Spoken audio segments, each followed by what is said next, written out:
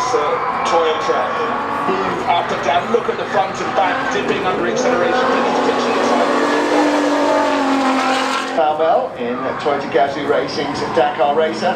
Thundering up behind him, Mercedes SL is the driver. Now you will also see a modern Alpine A110 in a very similar livery coming up later on the modern A110 as the Tour de Course model. Now, who can resist? A Renault 5 Maxi Turbo, and as long as it's wide, it can have, let's say, exciting handling. Again, you know, super successful on tarmac rallying, coming up behind him. He does like to put on a show, and look at this thing.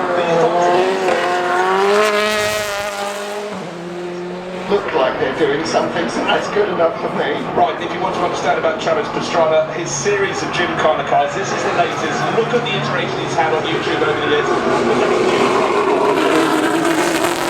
Just about show, he has got plenty of go as well, and he will be looking for some high speed up the hill in the shootout. Now, Rolling Thunder, Days of Thunder, Mornings of Thunder, the NASCARs. So, this is the reason for the James Bond livery, which is perhaps a little out of place, you might think, on a Chevy NASCAR, is because this is chassis livery. So the license, the thrill is the message across the line for the Chevy Camaro. Ed Berrier, he knows his hill pretty well, but it's the Rolling Thunder. That unique way of going racing that was so much part of the Indy 500. 037 coming up the hill, and here is one in more familiar factory Lancia colours, Lancia Martini, the 037 supercharged, mid-engine, rear-wheel drive, spare wheel holders on the roof, hasn't got the wheels in it, but again the bull bars, this is in full off-road Safari Rally spec, and of course World Rally Championship Safari Rally. These cars were so light that if the mechanics were shining a torch inside the footwell, it actually glowed through the door panels. Never seen this car before this week. 3 of them were built, specially done by Claudio Magnoli. Of course they're lightweight. They were lightweight to start with, even lighter without their roof on. But again, it's someone.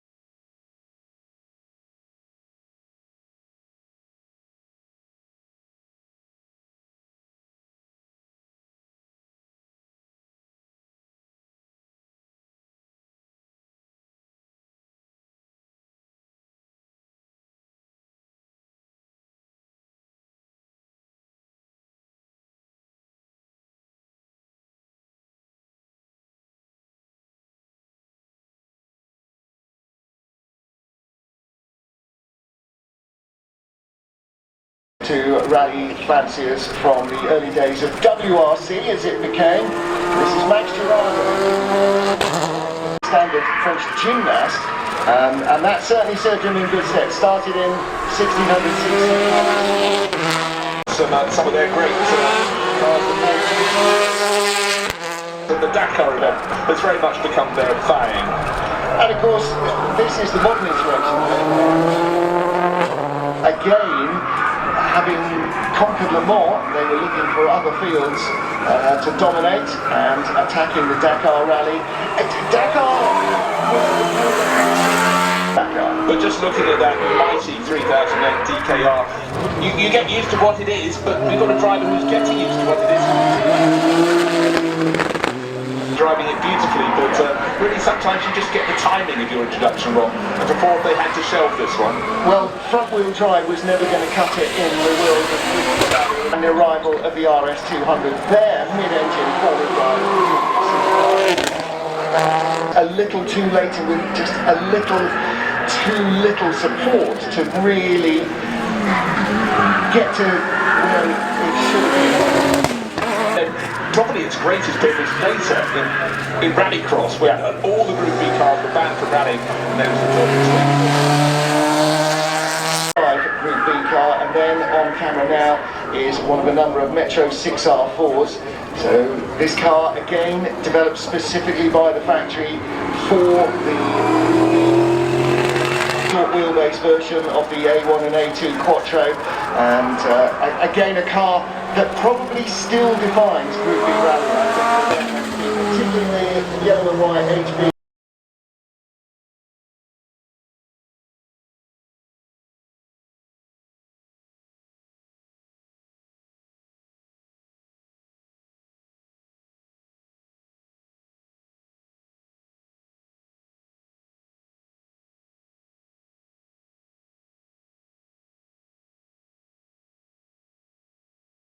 Twin rear wheels, and Tom actually was saying it's amazing how much grip this thing has. It's got, obviously by modern standards, extremely narrow tires.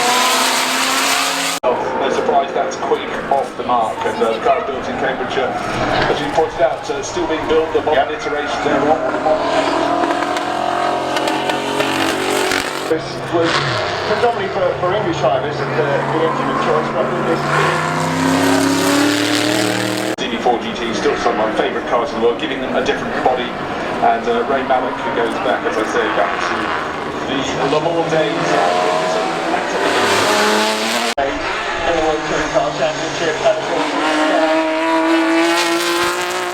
Again, this is the sort of dying breed in the end of Aussie supercars, the last of the V8s. Steep hills, and this certainly is one. Flattened a little bit by TV. Now, for some of the drivers here, yesterday I was talking to cars of different generations, trying them out. We would, if we were in their circumstance, we'd present on this and say, can I get in this? And then you meet people in the public. Looking on the 190s and the BMW M3s. Now, both of these, you're looking at 190 Mercedes here and the BMW M3. It's a car that came from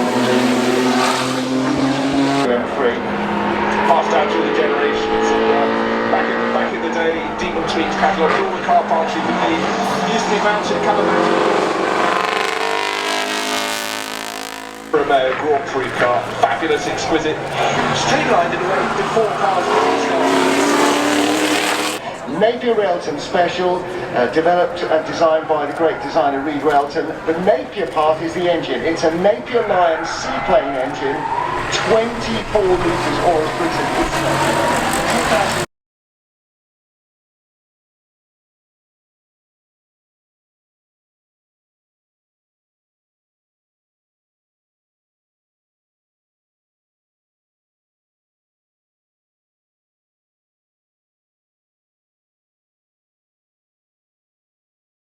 It's Hyundai Veloster M TCR.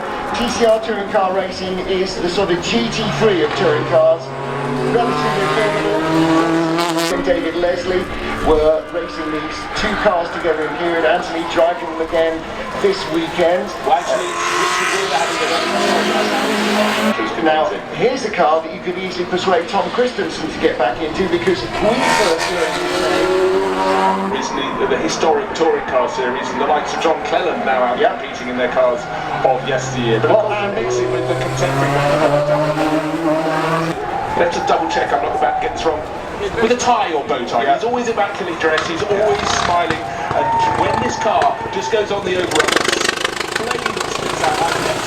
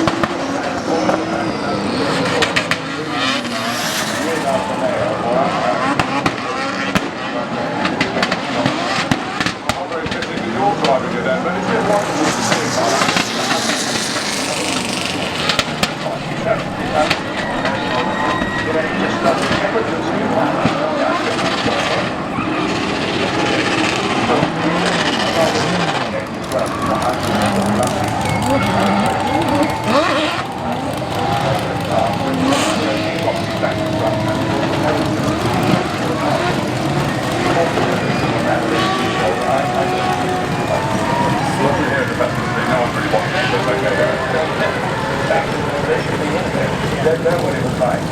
Very much. Thank you very much.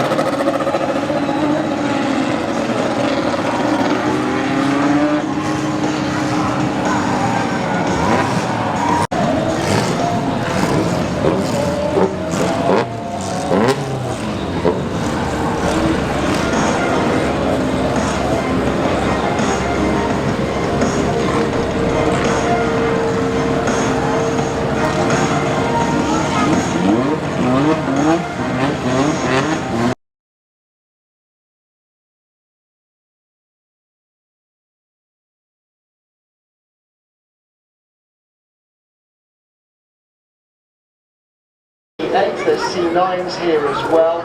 Sauber made his name racing with BMW powered cars. Named by Max Girardo, who was having a pretty tough time today. Well, his biggest challenge, frankly, is getting between one batch and the next rally car. Generation, Brundle, racer, commentator, but a driver who simply has got the handle of historic racing. How could he not with Martin as his partner? The 956 developed then for with the driver position a little further back along the wheelbase.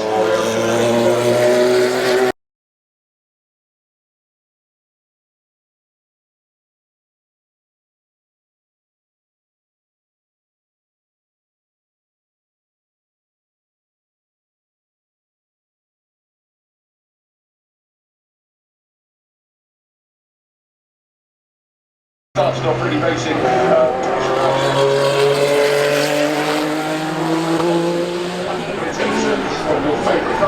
They started with the Group 6 Barchetta, they actually started with the Victor Monte Carlo, then the Group 6 Barchetta, then the LC1.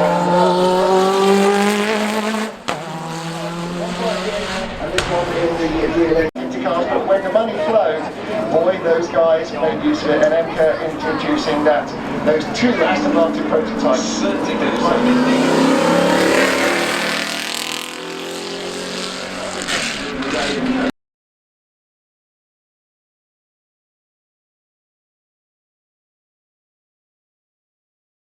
And this car, driven by Justin Moore, always hugely impressive, but also hugely fast up the hill. Now this car start selling their cars rather than scrapping them around the back. Maranello, that's his duo. But what do you need to make it more special? People want the special mate. You put Nigel Mansell in the front one, you follow him up a hill. The fuel and oil are mixed as one in a two-stroke motorcycle. For those of you that are wondering why the things are smoking as much as they are, we're on 4 strokes now, but these are the old-fashioned two-strokes.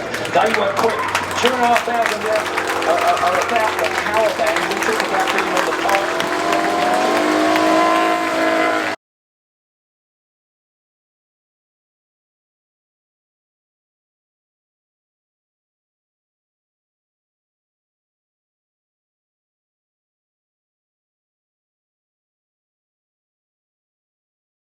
That is in a modern day Grand Prix bike, completely different.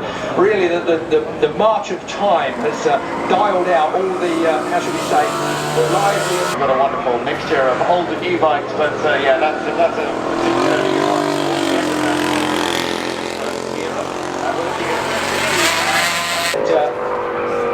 the Ducatis, I'm telling you, you see the pipe sticking out the back. I was looking at that bike earlier on today. Got a couple of tennis balls down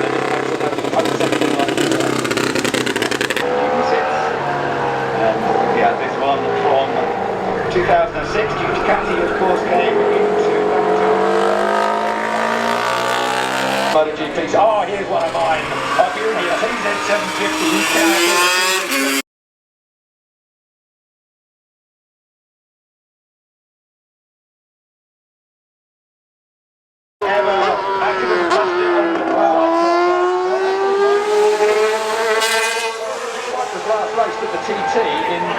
circumstances. So anybody that followed the TT will be aware of what happened there in the sidecar class, and Maria was part of that, of course. So something he's still smooth at 80, still rides a motorbike well. This for me is what he's best known for. The yellow plate, of course, is the 500cc designation for the Premier class, and the number one man on an empty Augusta. This was back in the old four-stroke colour of Premier motorcycle racing. By his father. Totally so, Ben, and also Damon has always been the thinking man's driver. Everything is considered, but for him it's super special, even if there was no family connection with his BRL. Maybe 1968, in a Formula 2 race of all things, he met his end. But the cars that Jim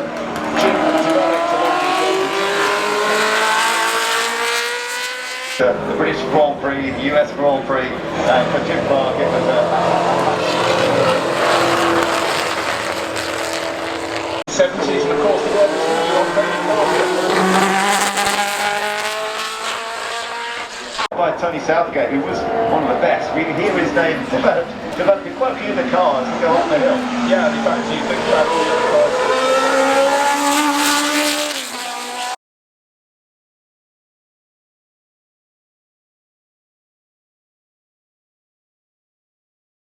Dressed across a lot of cars, but it looked immaculate on this carbon fibre monocoque car. Developed, over in the States.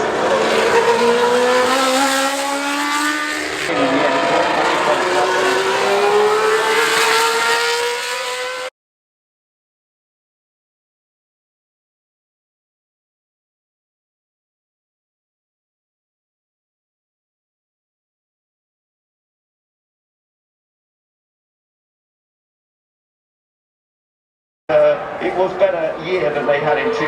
Hamilton ended up fourth in the championship with 3 wins. Jenson Button Had that problem with tyres too cold. The first double right-hander. Record here long ago. Didn't even know he was going for the record in the McLaren at the time. He was just a Formula 3000 driver wanting to impress. But now he's been running in Formula E for a long time. Yes, and has helped Lewis Hamilton get to the 7 World Championship titles. Lovely to see him here at Goodwood. Oh, absolutely fantastic. I was hoping, as Esteban was doing it is just remarkable watching it heading up the hill. I think we've got the timer running, so it will give us an idea of the...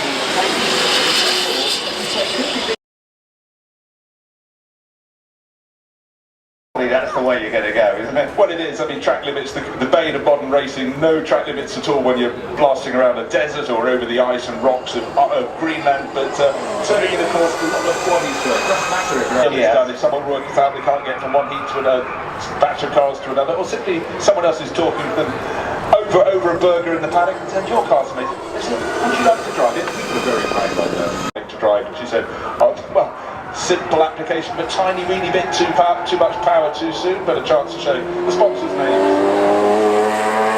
It's good news if he is, and he's been sharing it with Oliver Bennett this weekend. It's a vehicle, it's basically a rallycross machine. It's created for sort of